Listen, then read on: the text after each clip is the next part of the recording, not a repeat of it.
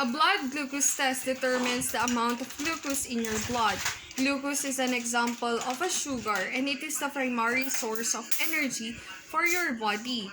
While insulin, a hormone, aids in the transport of glucose from the bloodstream into the cells. A high or low level of glucose in the blood can indicate a serious medical condition. So hyperglycemia, or what we call as high blood glucose levels, may be a sign of diabetes, a disease that can cause heart failure and other complications. Low blood glucose levels, or hypoglycemia, can cause serious health problems including brain damage, and it is often used to help diagnose and monitor diabetes. Hello everyone! Our return demonstration for today is about obtaining a capillary blood sample for glucose testing. For our first procedure, check the patient's medical record of nursing plan of care for monitoring the schedule. You may decide that additional testing is indicated based on the nursing judgment and the patient's condition. The next is to gather the equipment. So you need to gather the equipment. Package. So the package includes our glucometer. We also have here the testing strip inside this vial or bottle, and we also have here the lancet. So for the equipment, we also need to use a needle to prick to be inserted inside the lancet, and we have here the cotton. So we need to have a dry and a wet cotton soaked in alcohol.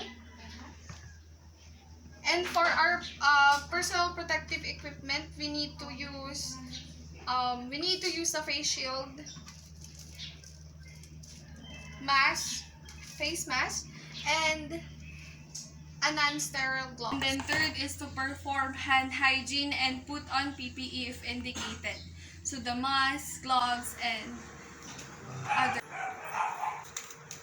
So fourth is to identify the patient, explain the procedure to the patient, and instruct the patient about the need for monitoring the blood glucose. Ma'am, ngayon po, ang gagawin po natin is yung blood glucose test, ma'am. Ito po is ginagawa nila para ma-check po kung mataas po yung level ng blood glucose or sugar nyo sa dugo nyo po. So, gagamit po tayo ng glucometer, yung device, para matignan po kung mataas or mababa, at saka kung meron po kayong diabetes. Okay lang po ba yun, ma'am? Opo.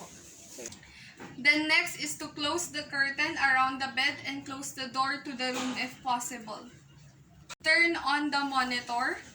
And next is to enter the patient's identification number if required according to facility policy. Then put on non-sterile gloves and prepare a lancet using a aseptic technique.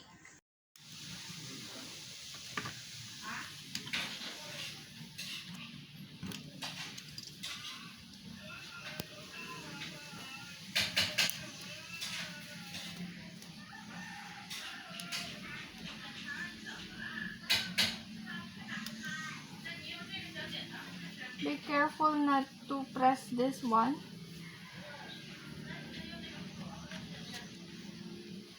And then reinsert.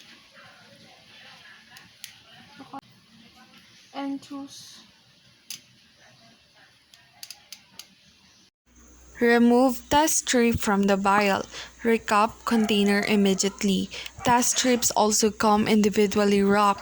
Check the code number for the strip matches code number on the monitor screen.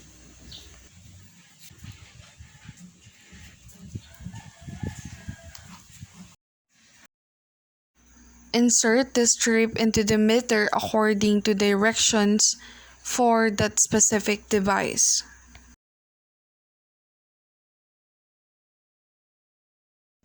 For adult, massage Side of finger toward puncture site.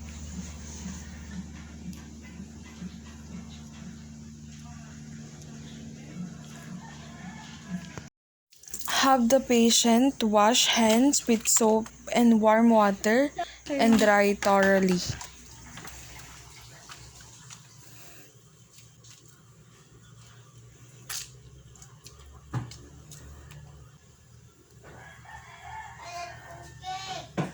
Ganun. Nag-embrace yung dalawang kamay mo. Tapos, rub hand to hand. 3, 4, 5, 6, 7. Sa other. Alternately, cleanse the skin with an alcohol swab. Allow the skin to dry completely. Hold lancet perpendicular to skin and pierce site with lancet. Wipe away first drop of blood with goose square or cotton ball if recommended by manufacturer or of monitor. Encourage bleeding by lowering the hand, making use of gravity. Lightly stroke the finger if necessary until sufficient amount of blood has formed to cover the sample area on the strip. Based on monitor requirements, take care not to squeeze the finger, not to squeeze a puncture site, or not to touch puncture site or blood. Gently touch a drop of blood to pad to test the strip without smearing it. Press time button if directed by the manufacturer. Apply pressure to puncture site with a cotton ball or dry gauze. Do not use alcohol wipe.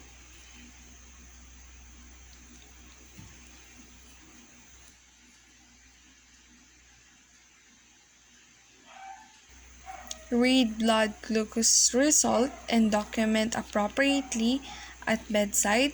Inform patient of the test result. Po, normal po ma'am, yung blood sugar level mo. Turn off meter, remove test strip, and dispose of supplies appropriately. Place lancet in sharps container. Then, remove gloves and any other PPE if used. Perform hand hygiene.